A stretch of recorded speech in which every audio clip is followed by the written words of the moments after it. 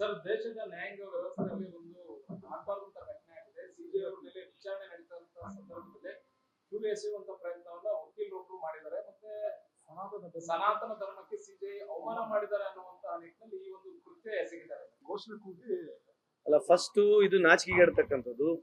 ಇದಕ್ಕೆ ನಾನು ವೈಯಕ್ತಿಕವಾಗಿ ಧಿಕ್ಕರಿಸ್ತೇನೆ. ಎರಡನೇದು, ಈ ವಿಚಾರಗಳೇನಿದಾವಲ್ಲ, ಈ ಕಳೆದ 10 ವರ್ಷದಿಂದ ಇದು ದೊಡ್ಡ ಪ್ರಮಾಣದಲ್ಲಿ ಈ ವಿಚಾರಗಳನ್ನ ಬೆಳೆಸ್ತಾ ಇದ್ದಾರೆ.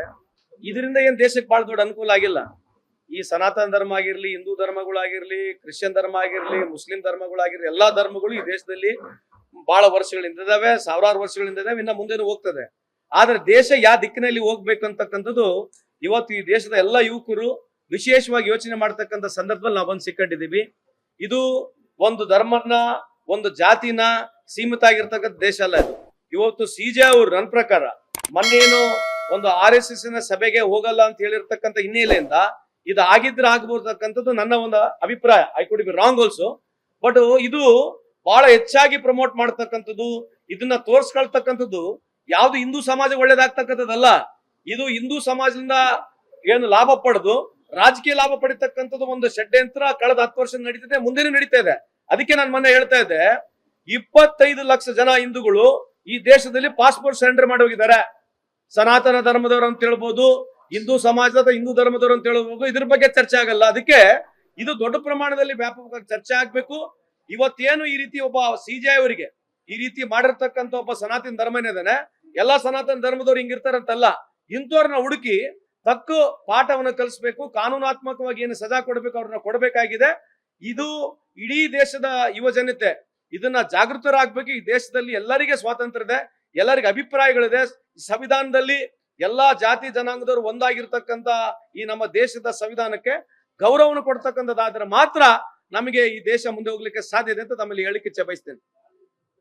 ಸರ್, ಈಗ ಇವತ್ತು ಬಿಹಾರ ಎಲೆಕ್ಷನ್ ಅನೌನ್ಸ್ ಆಗ್ತಾ ಇದೆ ಸಂಜೆ 4 ಗಂಟೆಗೆ. ಅದೇ ಎಲೆಕ್ಷನ್ಕಿಂತ ಮುಂಚೆ ಎಲ್ಲಾ ಸ್ಕೀಮ್ಗಳು ಹೇಳಿರ್ಬೇಕಲ್ಲ, ಮೋದಿ ಸಾಹೇಬ್ರು ಹೇಳಿದಾರಲ್ಲ, ಎಲ್ಲಾ ಗ್ಯಾರಂಟಿಗಳು ಘೋಷಣೆ ಮಾಡಿದ್ರ. ನೋಡ್ರಿ, ಯಾವಾಗ್ಲೂ 6 ತಿಂಗಳ ಮುಂಚೆನೆ, 4-5 ತಿಂಗಳ ಮುಂಚೆನೆ ಎಲೆಕ್ಷನ್ ಬೇರೆ ಬೇರೆ ರಾಜ್ಯಗಳಲ್ಲಿ ಘೋಷಣೆ ಆಗತ್ತೆ. ಇದು ಎಲ್ಲಾ ಸ್ಕೀಮ್ಗಳು ದುಡ್ಡು ಮನೆಗೆ ಮುಟ್ಟಿದ ಮೇಲೆ ಇಲ್ಲಿ ಸ್ಕೀಮ್ ಎಲೆಕ್ಷನ್ ಅನೌನ್ಸ್ ಆಗುತ್ತೆ. ಇದು ನೀವು ಅರ್ಥ ಮಾಡ್ಕೊಳ್ಳಿ. ನಾನು ಬಿಜೆಪಿಯ ಯುವ ಮುಖಂಡರಲ್ಲಿ, ಈ ದೇಶದ ಮುಖಂಡರಲ್ಲಿ, ಯುವಕರಲ್ಲಿ ಕೇಳ್ತಕ್ಕಂಥದ್ದು, ನಮಗೆ ಕಾಂಗ್ರೆಸ್ ಎರಡನೇ ಚರ್ಚೆ, ಆದ್ರೆ ಈ ದೇಶದ ಪ್ರಧಾನಮಂತ್ರಿ ಅವರು ಈ ರೀತಿ ಮಾಡ್ತಕ್ಕಂಥದ್ದು ಎಷ್ಟು ಸರಿ? ಇವತ್ತು ನೀವು ಇಷ್ಟೆಲ್ಲ ಡೆವಲಪ್ಮೆಂಟ್ ಮಾಡಿದ್ರೆ ಇವತ್ತು ಹೆಣ್ಮಕ್ಳಿಗೆ ಹೋಗಿ ರೊಕ್ಕ ಕೊಡತಕ್ಕಂಥದ್ದು ಅವಶ್ಯಕತೆ ಇದೆಯಾ? ಇವರೇ ಪ್ರಚಾರ ಮಾಡಿದ್ರು 50,000 ಕೋಟಿ, 60,000 ಕೋಟಿ, 70,000 ಕೋಟಿ, 90,000 ಕೋಟಿ, 1 ಲಕ್ಷ ಕೋಟಿ, 1.5 ಲಕ್ಷ ಕೋಟಿ ಅಂತ ಹೇಳಿ ಇವರೇ ಗಂಟ್ಲಾರ್ಕೊಂಡು ಒದರಿರ್ತಕ್ಕಂಥದ್ದು ಮೋದಿ ಸಾಹೇಬರು. ನೀವು 1.5 ಲಕ್ಷ ಕೋಟಿ ಕೊಟ್ಟು ಇಡೀ ಬಿಹಾರ್ ಇವತ್ತು ಪರ್ ಕ್ಯಾಪಿಟಲ್ ಇನ್ಕಮ್ ಇಡೀ ದೇಶದಲ್ಲಿ ಅತ್ಯಂತ ಬಡ ರಾಜ್ಯ ಯಾವ್ದು ಇದ್ರೆ ಇಡೀ ದೇಶದಲ್ಲಿ ಅದು ಬಿಹಾರ್ ಆಗಿದೆ. ಅದು ನಿಮ್ ಕಾಲದಲ್ಲಿ ಆಗಿದೆ. ಇವಾಗ ಮತ್ತೆ ಎಲೆಕ್ಷನ್ ಗೆಲ್ಲಬೇಕು. ಯಾಕಂದ್ರೆ ಆಪರೇಷನ್ ಸಿಂಧೂರ್ ಹೊರಟೋಯ್ತು. ಆಪರೇಷನ್ ಸಿಂಧೂರ್ ಮೇಲೆ ಓಟ್ ಕೇಳಿದ್ರಿ, ಜನ ಓಟ್ ಕೊಡಲ್ಲ ಅಂತ ಗುರ್ತಾಯ್ತು.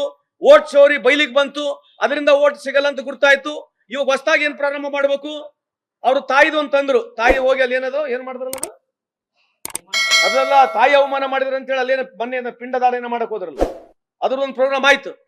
ಇವೆಲ್ಲ ಏನ್ ಮಾಡ್ತಾ ಇದಾರೆ ಅಂತಂದ್ರೆ ಕೇವಲ ರಾಜಕೀಯಕ್ಕಾಗಿ 11 ವರ್ಷ ಪ್ರಧಾನಮಂತ್ರಿ ಆದವ್ರು ನೀವು.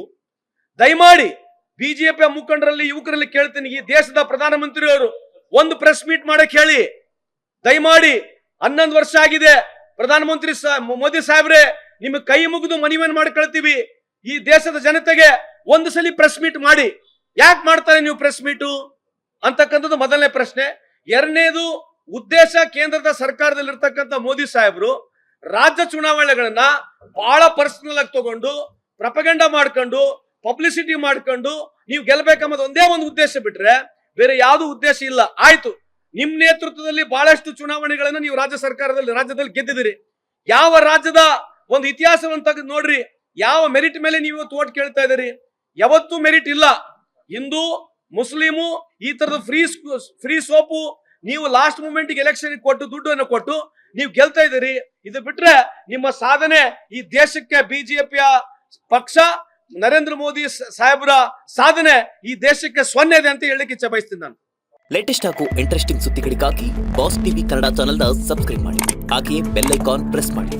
ಇದರ ಜೊತೆಗೆ ಫೇಸ್ಬುಕ್, ಇನ್ಸ್ಟಾಗ್ರಾಮ್, ಎಕ್ಸ್ ನಲ್ಲೂ ಮಿಸ್ ಮಾಡದೆ ಫಾಲೋ ಮಾಡಿ.